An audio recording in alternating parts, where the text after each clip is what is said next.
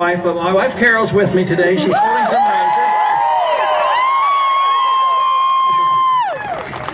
roses. We have one granddaughter. We have 18 grandchildren, and we have one granddaughter. I'm not going to tell you what university she goes to, but our oldest grandson graduated from OU, so I don't know how. All his relatives that had graduated from a few of those Texas schools kept talking to him and talking to me. No, OU. But anyway, it's really great to be here today, and it's great to be involved in something that's very important to you and obviously very important to me, and that is the cause of liberty.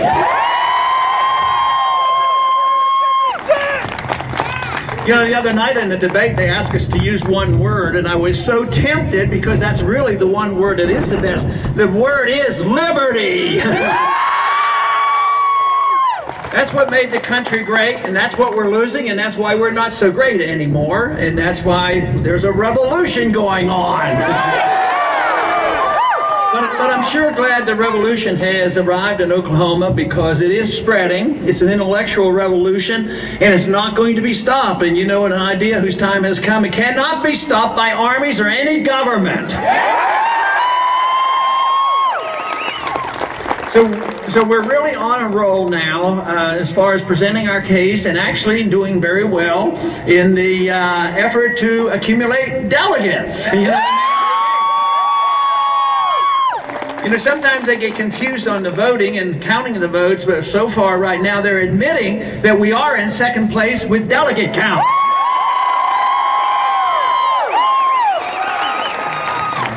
And there's a lot more counting to do, so the effort is going to continue, and it's so important.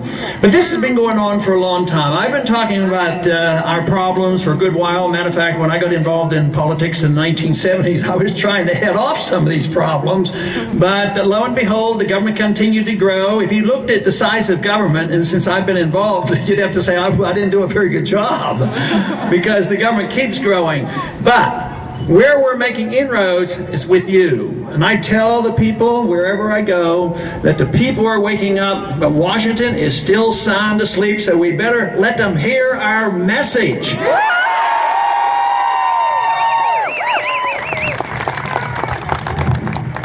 Our country was started on a good note, never perfect. We had a great constitution. It had its shortcomings. They gave us a republic, but quite frankly, I do not believe we live in a republic anymore. And what we have, though, is we have the tradition of the rule of law and the tradition of the republic, and we have the enthusiasm for it, but we have a long way to go to restore the republic. And that means that we have to deal with the many problems that have come about for a very precise reason. I claim that most of the reason, if not all the reason, why we're in this political and economic mess is we have sent too many or have allowed too many to go to Washington who either didn't read or didn't understand and didn't take their oath of office seriously like they should.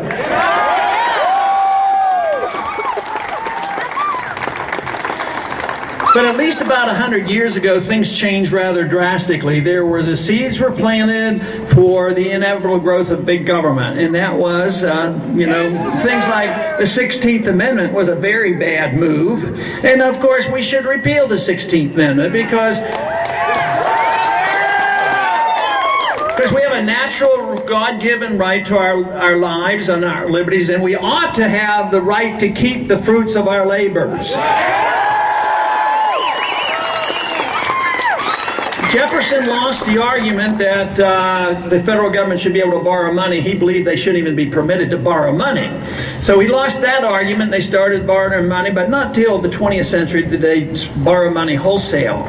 But then, of course, then with the income tax, they started, taxing us wholesale. But there was always a limit to that because there is a point of no return. The more you tax, the less revenues and the angrier the people become. So we had the taxes that were limited, and this borrowing was limited because if you continued to borrow, the interest rates would go up. So, of course, in that same year, they gave us the IRS and the federal and the income tax. They gave us that very onerous thing called the Federal Reserve that we need to abolish.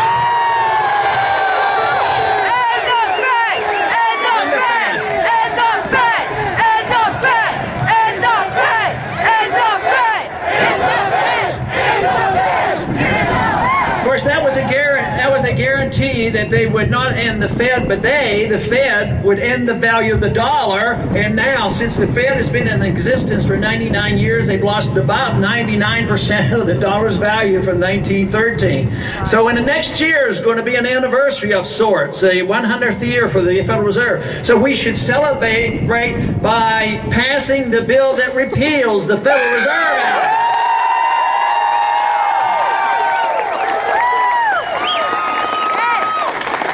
But with the introduction of the Federal Reserve, which is something that nations have done and dictators have done for thousands of years, debase the currency. The governments always want control of the money because they can debase the currency. At one time it was just clipping coins, another time diluting the metal, at another time it started printing money. Today it's very sophisticated. They just use a computer, literally creating trillions of dollars without hardly any effort. And the Federal Reserve actually churned $15 trillion during the bailout, and they do it without adequate supervision by the Congress. Like, the Congress totally ignores them, and that is why, short of getting rid of the Federal Reserve, we absolutely have to get a full audit of the Federal Reserve, what they're doing. But history shows that once governments have the power to create money, they do. And what does that mean? That means the government grows. And when the government grows, your liberties are undermined. And that means personal liberties are undermined, economic liberties are undermined. And nations that grow like that end up doing way too much overseas. They feel like they have this obligation, authority, and the power to police the world. And so when we have our revolution and when it comes to about, you'll know it's here when our troops come home.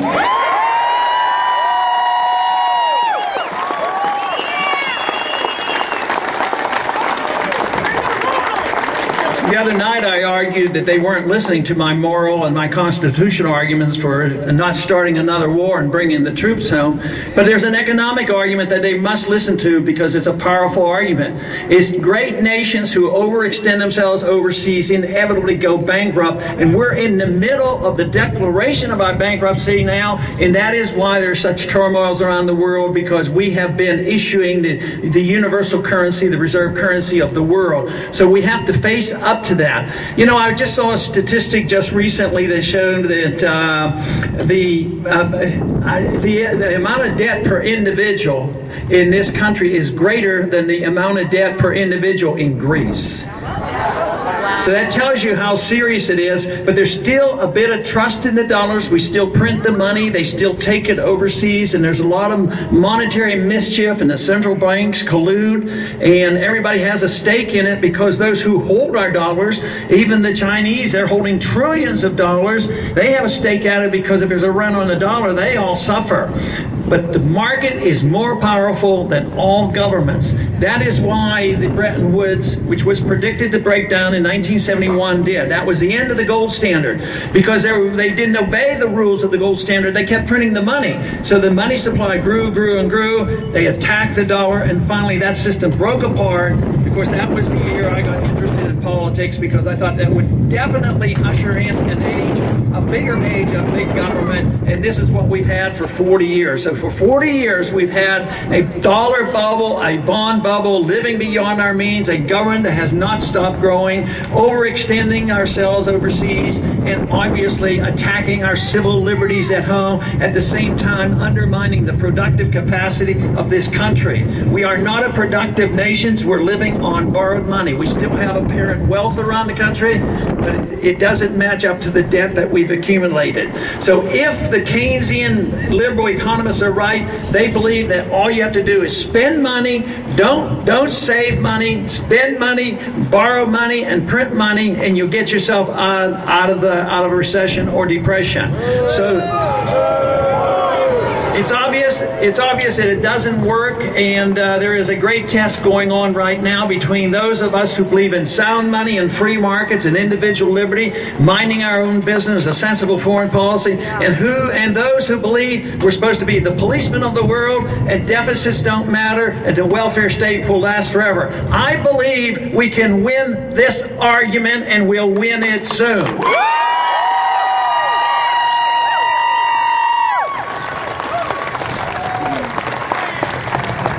Wherever I go, the crowds come out, and the people in this country know exactly what's going on.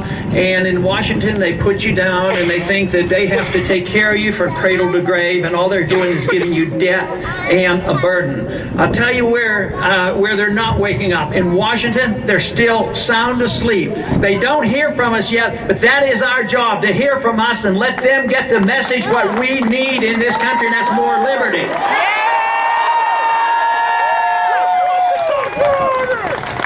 You know, one thing that inevitably occurs as government grows, you can't grow government. The government assumes this responsibility to improve our behavior. If they think the government can protect us from against ourselves, it inevitably leads to a dictatorship and control of everything we do.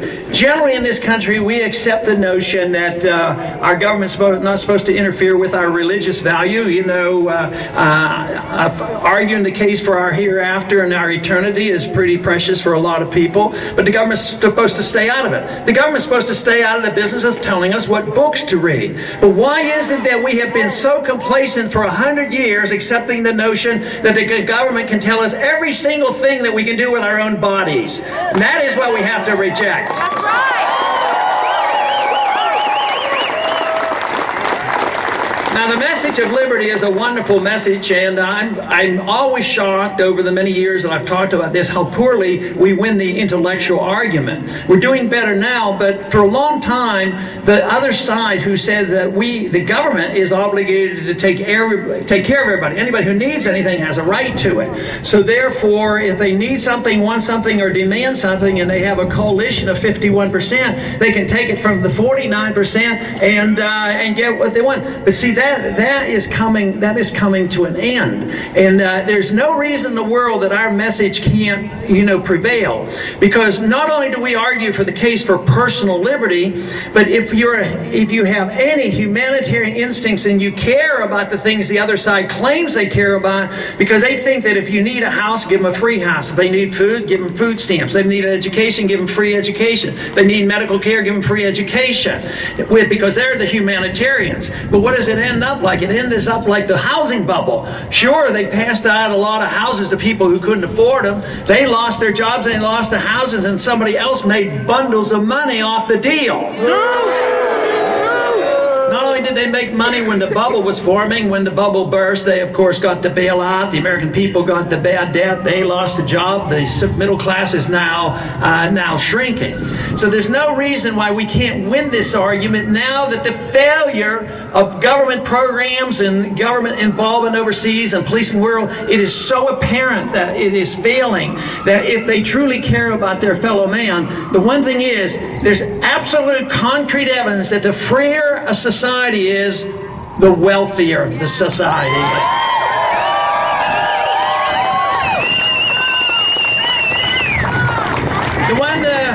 The one thing, too, that is so wonderful about the message is it brings people together.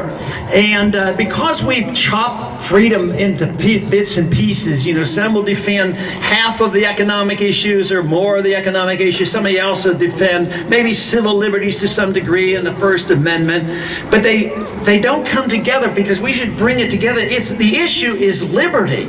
And if you bring liberty together and you have a natural right to it, you don't even ask what you're going to, the other people who accept the principle, you don't ask them, what are you going to do with your liberty? That's like saying, well, if you get a job and work, I'm not going to ask you how you're going to spend your money, but you're obligated to spend it wisely and take care of yourself, and you can't, depend on others if you don't do a good job. So in a free society, we should all come together, not because of how we're going to use our liberties, because some people misuse their liberty. But that doesn't mean that we have to accept that. Just because they misuse it or do things that we don't like, that doesn't mean we endorse what they do. What we have to do is endorse the principle of liberty, and we should all come together and use it as we see fit with the rule of don't hurt or injure anybody else. And that means that we should all come together, and the crowds that come together for the defense of liberty should be and have been very diverse, and that's how we solve so many of our problems.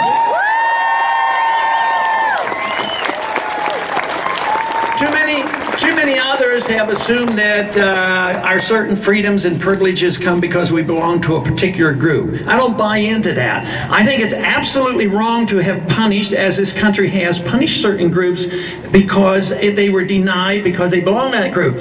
But the answer to it isn't giving people privileges because they belong to a group. Everything has to be individual, and we have to treat everybody equal. We have to have equal justice under the law for each and every individual.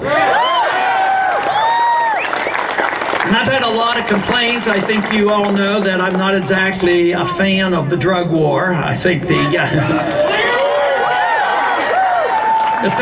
drug war has cost us $3 or $4 trillion in the last 40 to 50 years. And guess what? There's still a lot of bad drugs out there. There's a lot of addictions. I don't like the idea of saying drug addiction is a crime. It should be treated as alcohol and treated as a disease.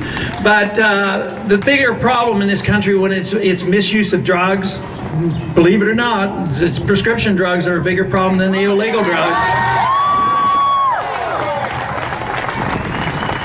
But the drug war has been used to undermine our civil liberties. There's been too many SWAT teams busting into houses they shouldn't be busting into, too many people, innocent people dying, and it has been as an excuse to invade our privacy. And this is the reason that we have to look at that whole issue of who's supposed to protect us against ourselves. We teach our children about the dangers, automobiles and fires and all the other things. We should have that responsibility as well. If I thought for a minute, though, that they had a perfect society and nobody was inclined to misuse drugs and do all the problems that come, you know, it'd be a little harder. It's sort of like the economic argument. They don't create perfect economic conditions, but they don't create better moral behavior either. That comes from within the family and the community and the church, not from the federal government bearing down on us.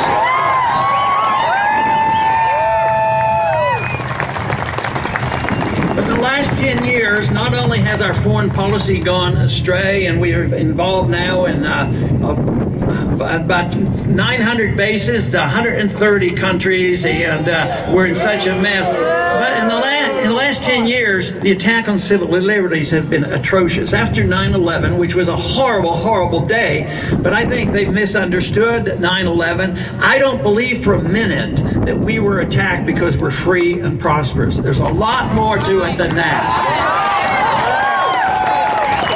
But guess who was attacked immediately after? Yes, we went over in Afghanistan and got involved in wars that had nothing to do with 9/11, and it took 10 years to find that one ringleader and get rid of him.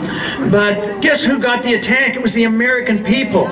The American people got attacked by the passage of that very onerous Patriot Act that needs repeal.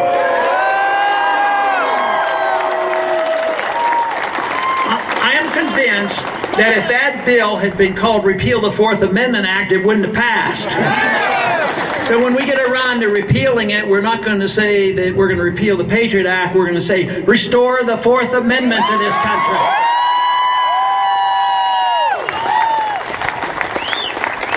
It's sad, but our attack on our liberties, the foreign policy, the monetary policy, and the welfare state, tragically has been too much bipartisan. I'd like to say that the party that I'm running in is the savior and is going to produce it, but that isn't going to be the answer because our problems have been bipartisan. Too long. Matter of fact, sometimes people say, well, Ron, you can't do it because you won't compromise. Well, there's been way too much compromise in Washington between the two parties coming together.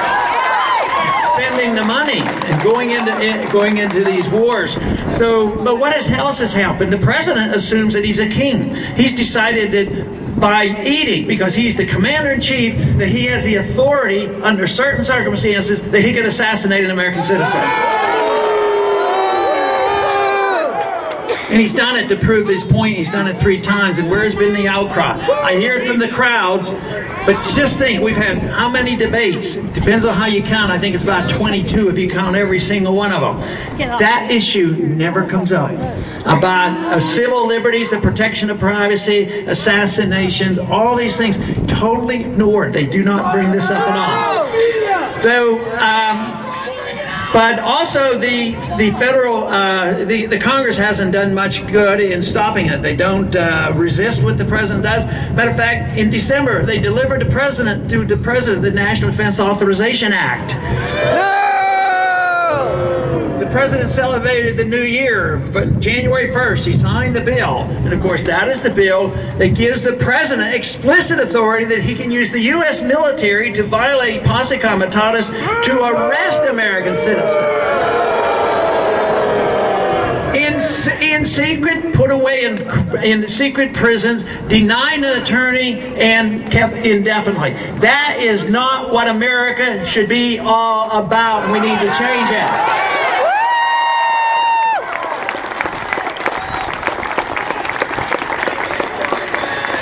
The number one issue that most people claim is the issue, and I believe it is a big issue, and that is the economy. The economy is very, very weak, and there's a claim that things are improving right now, but quite frankly, my own belief is that 6 months to a year, you're going to have people admitting that we're back in a recession, because the statistics are superficial.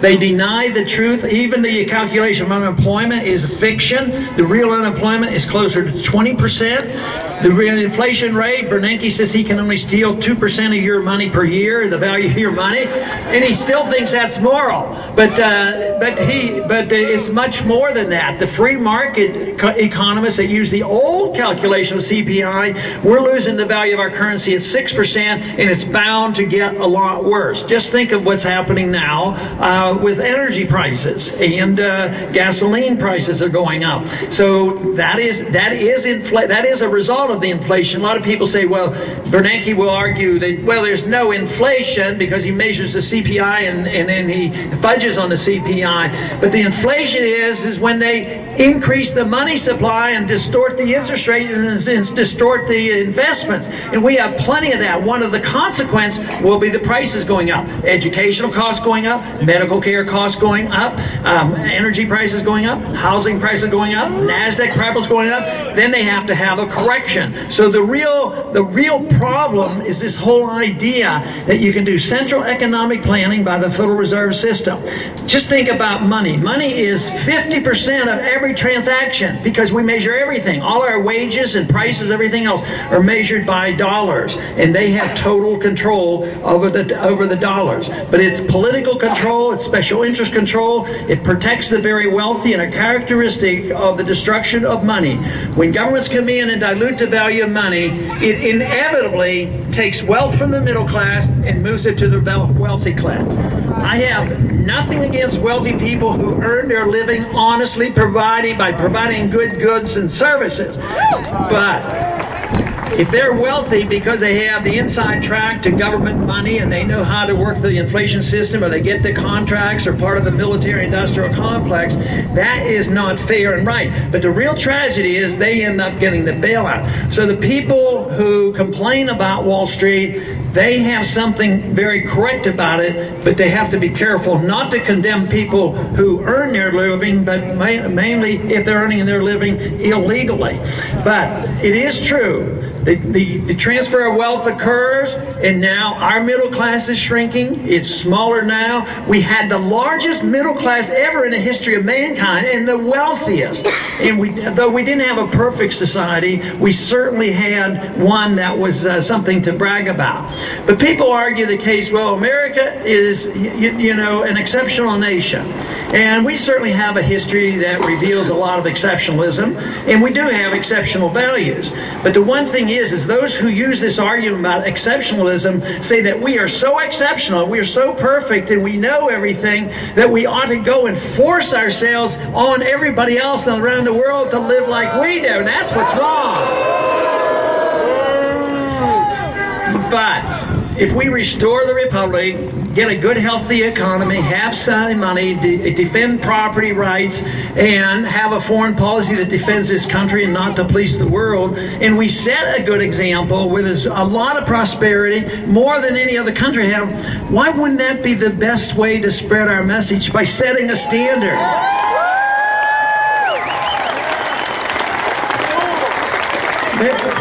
then other countries would want to emulate us. But the use of force, whether it's forcing other countries to do it or forcing individuals on their lifestyle and telling people what they should do, it just is absolutely contradicts everything America stands for. But we are fortunate. We are fortunate because we at least have a tradition. I believe things are going to get worse economically. I worry about the attack on our civil liberties. I worry because we don't get a lot of national attention. I get reassured when I come out here because you know what I'm talking about. I'm very pleased when I hear the positive attitude from you.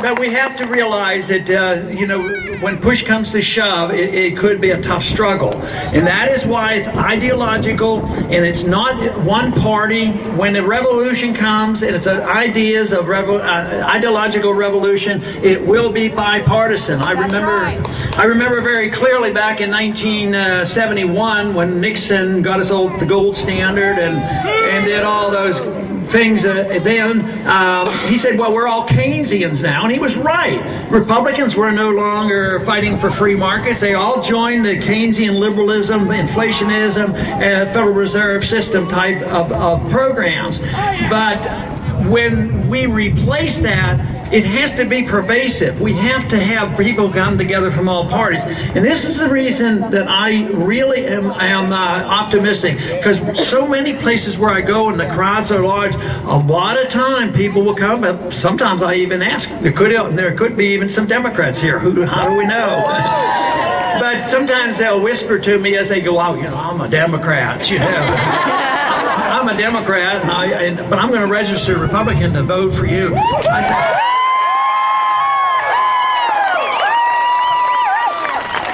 I always thank them, and I appreciate it very much, but I tell them, just remember, all Republicans aren't the same. Be cautious. But no, and this is where the optimism should be. And we have a lot of great things going. We have an older population that knew something about these views and got disgusted and tired and dropped out because neither party gave them any answers. And now they're coming back into the fold. Some tell me they never got involved before. Some said I quit about 20 years ago. And now they're coming back because they remember a different time and they understand what I'm talking about. But what's really exciting is this next generation. This generation is coming alive now. They're all for this.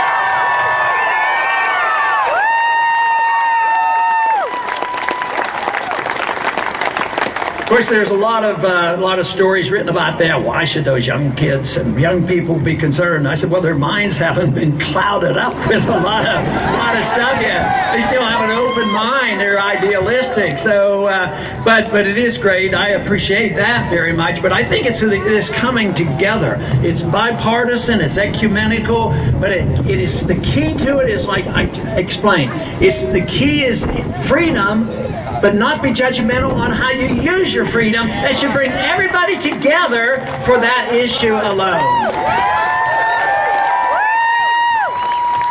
Now, freedom is a rather young idea. They accuse me, and I'm sure you've been accused of saying, "Oh, you just want to go back to the dark age, back to this silly idea of having commodity money and having a gold standard and believing in the Constitution." That's all old stuff. But you know what is old stuff? Is tyranny.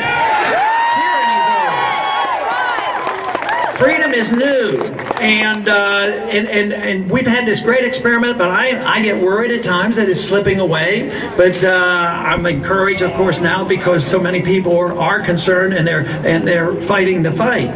But freedom has only been around in the experiment. The evidence is so overwhelming. Even I tell people, and I'm very sincere about that, if I had a choice of living in a free society where my life was my own, but I would be poor, I would accept that.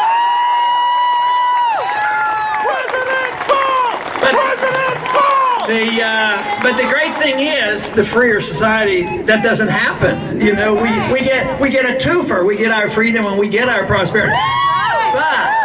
what happened, I think, you know, as we got wealthier after the Industrial Revolution, the material abundance was so immense that people were so pleased with it. That's what they concentrated on, and they got the government involved in helping to redistribute, and more people wanted more, and less people were concerned about the principles of liberty. But that's what's happening today. That's what the revolution is all about, is dealing with the principles of liberty, what made America great, and we will win this fight. Thank you very much.